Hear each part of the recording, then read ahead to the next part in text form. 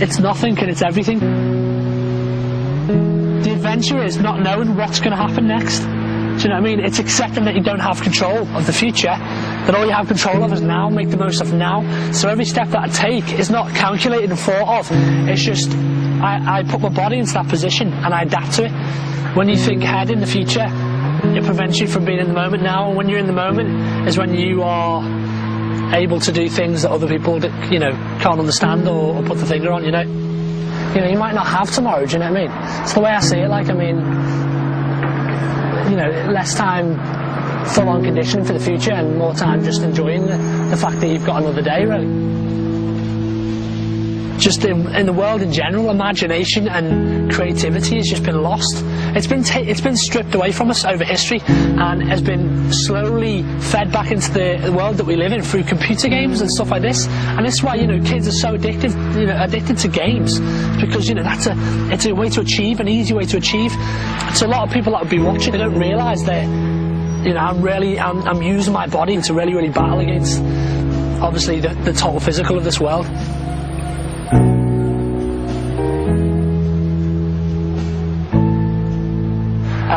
Used to do drugs, used to do all these things, and then one day I saw a guy do a wall flip in the street, and straight away I was drawn in. Didn't know why. At the time it was like, yeah, I want to learn how to do that.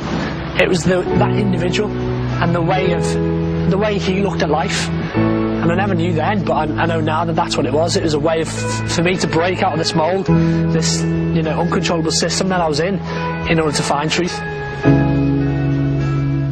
I don't do it to show off. I mean, I do it maybe to wake someone up, or to you know, for them to ask the question, why are you doing this? And then that gives me then the opportunity to speak to them and tell them the reason why I do this. I mean, one of my aims is to help people to realise that, you know, that parkour as a tool is so powerful and it can change so many people's lives, really. So, yeah. I found, you know, what I've been looking for through parkour, which is that relationship with God, and I feel that it's now with that responsibility and position that I have in the parkour community to be that good example and pass on the things that I've gained over the years, really. Confidence isn't gained over time of practice. It's like confidence is gained when you realise that you choose your own path. You choose to fall, you choose not to fall. Just that outlook on life helps me to be more free myself. Parkour is a tool that can be used for so much good, you know what I mean?